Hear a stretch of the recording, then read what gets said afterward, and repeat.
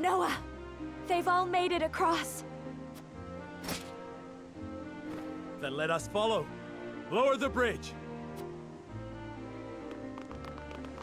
You shall not escape!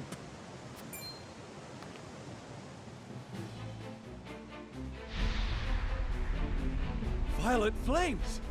No! You will never escape! The goddess must be perfect. The history of the Roselle must remain buried. I have spent too long building the teachings to let filth like you tear it all down. Let us die together! Saranoa! I'll save you! Stay back! Igor has Elfric! It'll go off any second! You are an astute one, aren't you? This was created to give life to our Holy One. But it has power enough to reduce this whole place to so much ash. You brought the goddess's wrath upon you. Now, I will see you burn! No!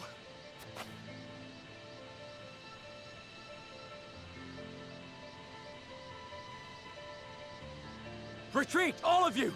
I'll keep it contained! No! No, you can't! Go, my lord! I'll take your place! Stay back! There's no time! Roland, get them away from here! Far away! Damn you! You heard the man! Run! No, Saranoa! Saranoa! Fool! What did you think you would gain, martyring yourself? See how quickly your friends abandon you?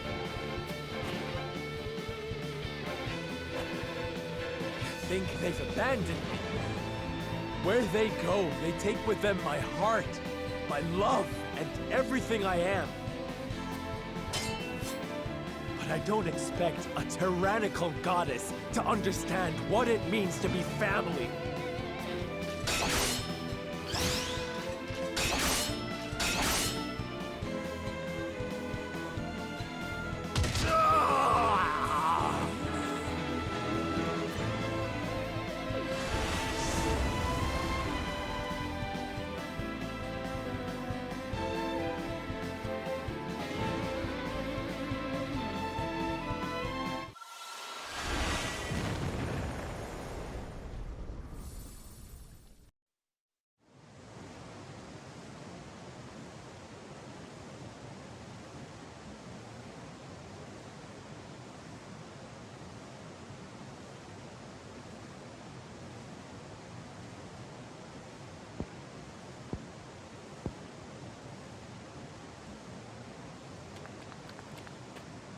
Any luck?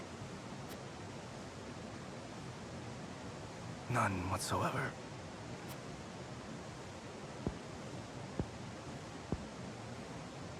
My lady, I am loath to say it, but we cannot search forever. Please, please, just a few more minutes.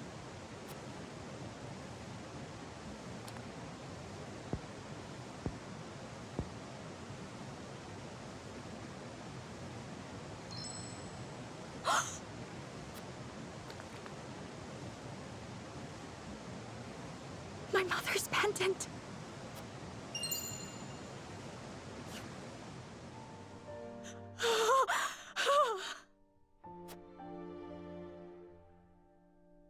Saranoa. I couldn't protect him.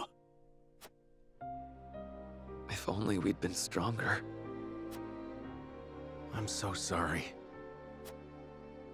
This never would have happened if you hadn't tried to help us.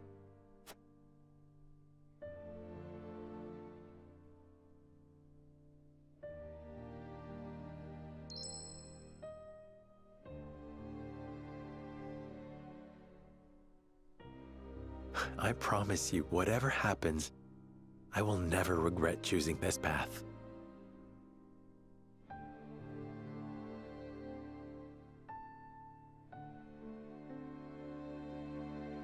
Nor will I, my love.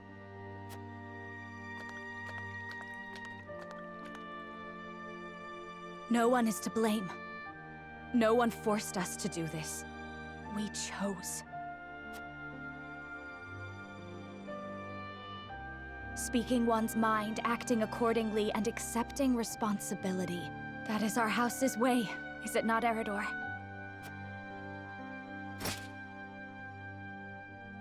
Right you are, my lady. That's what it means to be a Wolfort.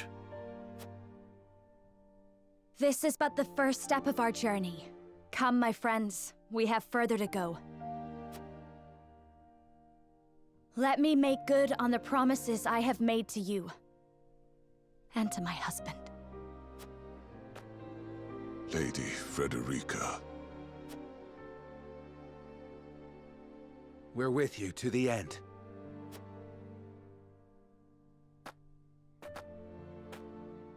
Let's go.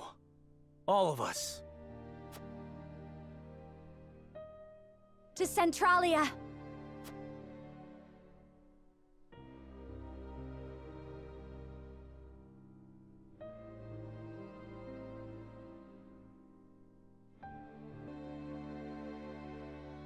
And so, House Wolfort and the Roselle disappear, never to be seen on Norzellian soil again.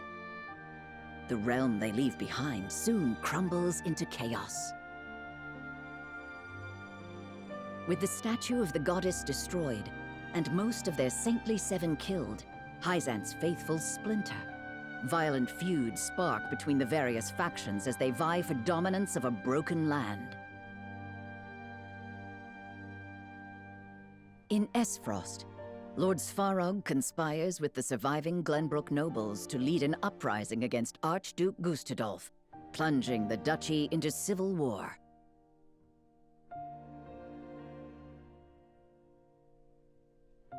It is an endless cycle of bloodshed, alliances forged and broken, and betrayal. In time, the various powers, having long since abandoned their ideals, fight only for survival. The source and the crystal deposits change hands too many times to count. This violent chapter of Norzellian history would come to be known as the Era of Salt and Blood.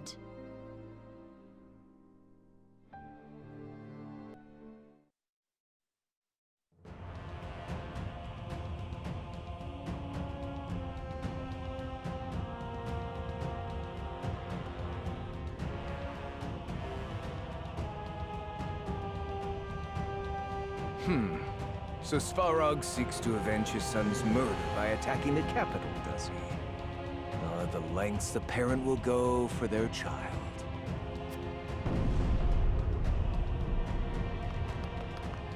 Archduke, we've taken enemy cannon fire.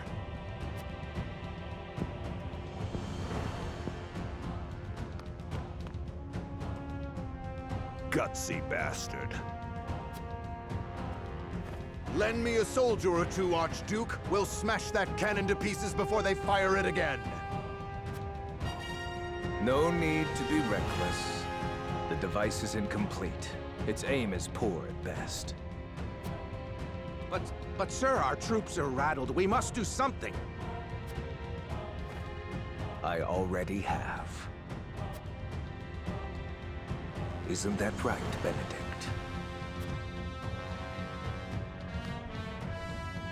Indeed, the old Glenbrook nobles aiding Svarog have been dealt with. He'll have a knife in his back soon enough. That can't be all. Our dear Exham let slip an interesting observation. That, with Glenbrook deserted, now would be an opportune time to cut out the rot. Meaning you plan to destroy all our enemies in one go with it. Yes, Other measures to crush what remains of Hyzant are also progressing apace. How efficient. Now, about what you've promised. I haven't forgotten. Once I control Norzelia, the former Wolford domain will be yours. Including, of course, the people you care so deeply for. I shall hold you to that vow.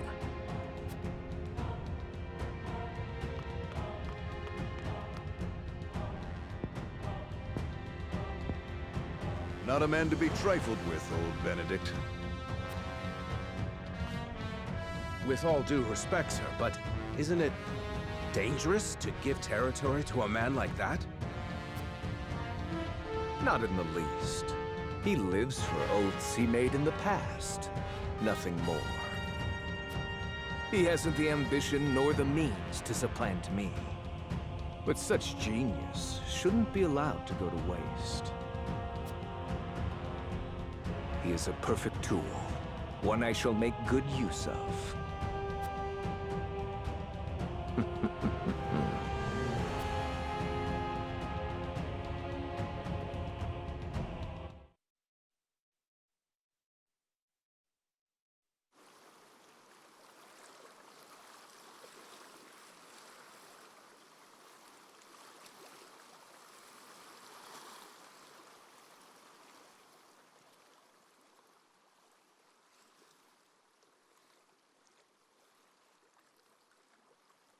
Another day of calm seas.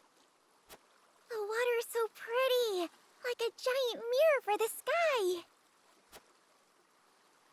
Thank you, Lady Frederica. What for? I just love the sea so much.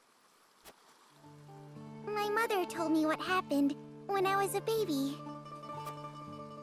She said we wouldn't be here in Centralia if it weren't for you.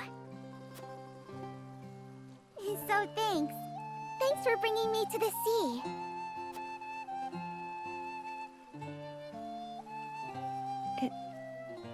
It was my pleasure. Oh, what a pretty pendant! It looks like treasure! That's because it is. It's a keepsake from my mother. Inside are memories of her. And of someone I once loved very, very much.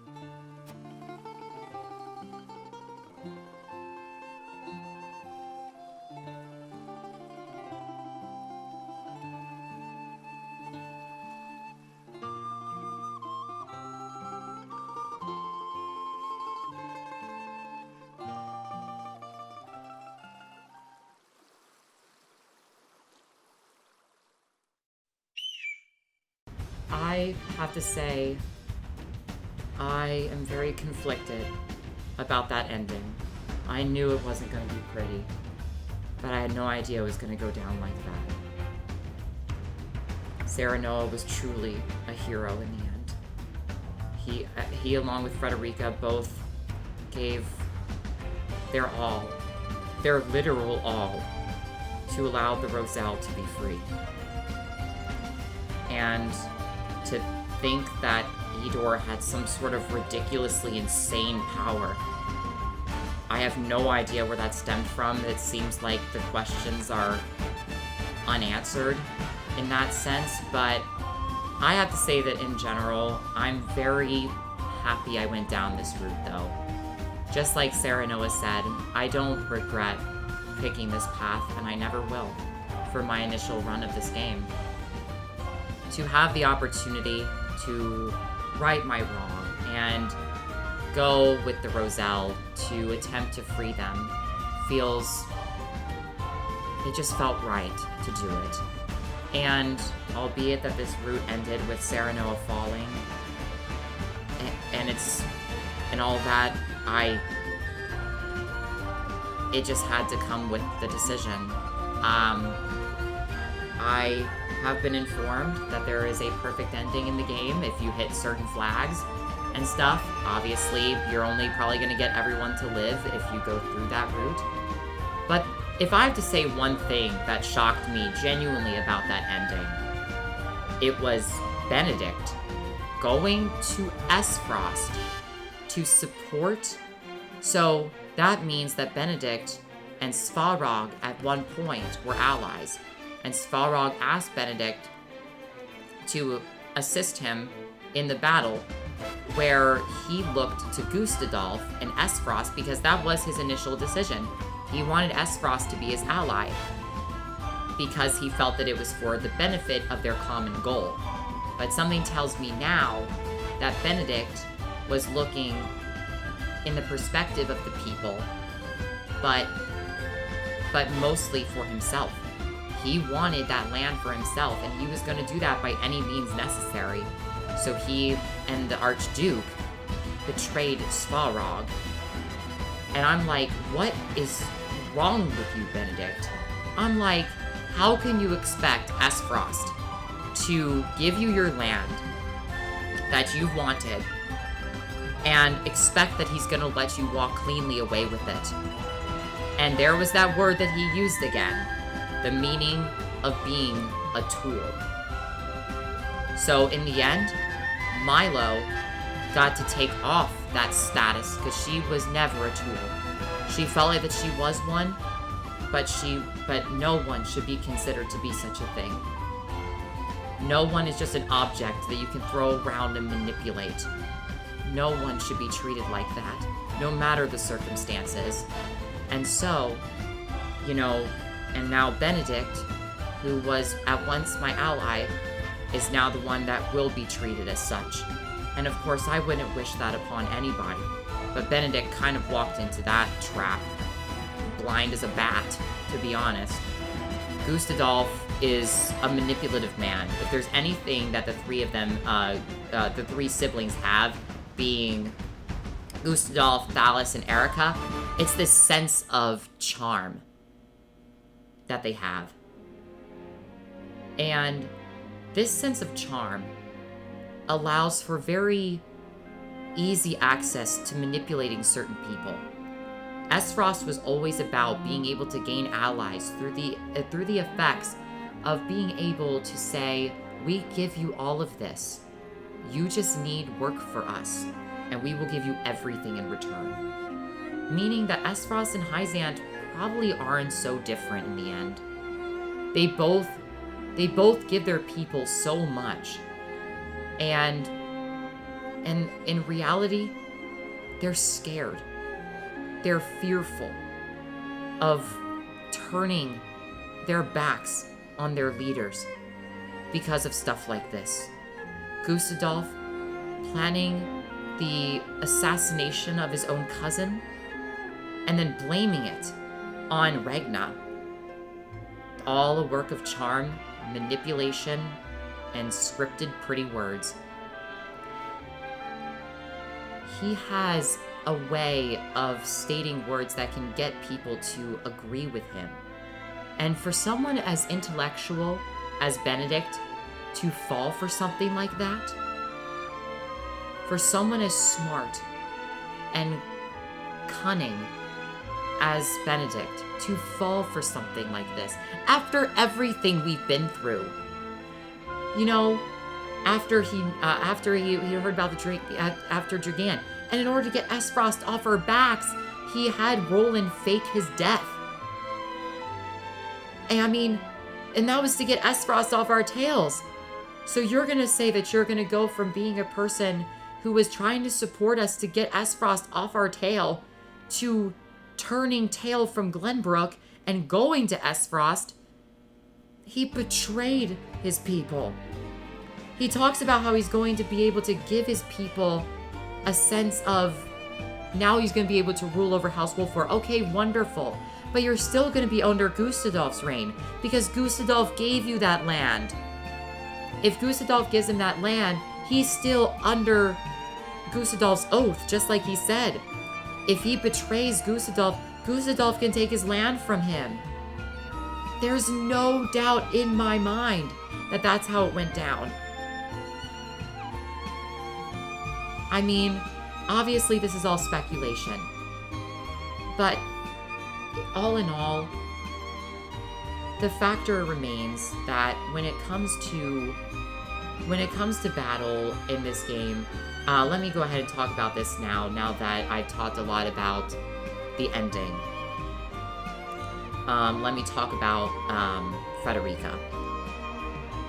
Frederica, that last scene in the epilogue was beautiful. So Centralia really did exist, and she's going to do anything and everything in her power to make sure that the Roselle live free back then and now and forevermore.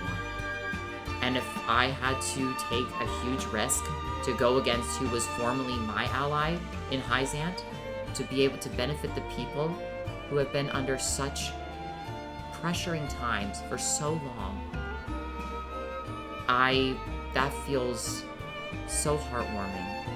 It's bittersweet, you know, because it came at the loss of Serenoa, who died a war hero, and allowed the escape of the Roselle, Frederica, Roland, and everybody else.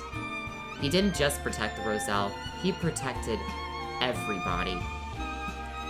And what's very interesting too is that once the Saintly Seven had mostly fallen, Tenebris was doing nothing but panicking to Idor. He was like, oh my gosh, what are we gonna do? The Roselle are gone. Exham is off fighting Esfrost right now. He's not able to do or help with anything, so he can't do absolute nothing for us. And then I can't contact Lila. I can't contact Camcel. I don't know where they are. What are we supposed to do? Like, Tenebris must have been in a state of pure panic. So, he's losing his mind. He has no idea what's happening. His people are revolting. Exham is probably on the prowl for having to destroy so many people who are going against them at this point because they found out the truth. And once they figure out the truth, that's all. You know, that's all they needed to say, I don't believe that in terms of Hyzant's religion, I think the goddess never wanted pain for the Roselle. I obviously can't speak for the game, but this is my speculation. I believe that Idor was speaking his own words through stating that it was the goddess's words, when in reality, it was his. And that allowed his people and the rest of the Saintly Seven to believe that that was the goddess's words, and thereby allowing a tightened grip on Hyzant, and Idor knew this. And with that iron fist that he was ruling with, he knew that as long as his people maintained such a thing, you know, such a power over over his own people, there'd be nothing there was nothing that he couldn't do. With a huge army at your disposal, 5 other members of the Saintly Seven, and access to an automaton, blast crystals, what don't you have? He had everything going for him. And yet now, it's all been taken away. This really just goes to show that when all else seems to be in the darkness, there's always that sparkle of hope, that beautiful light at the end of the tunnel.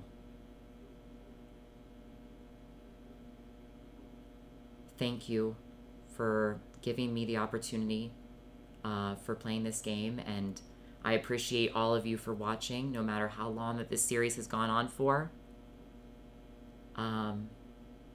Yeah. Thank you so much. This was Skymer, and I hope that you all have a fantastic day. Bye, guys.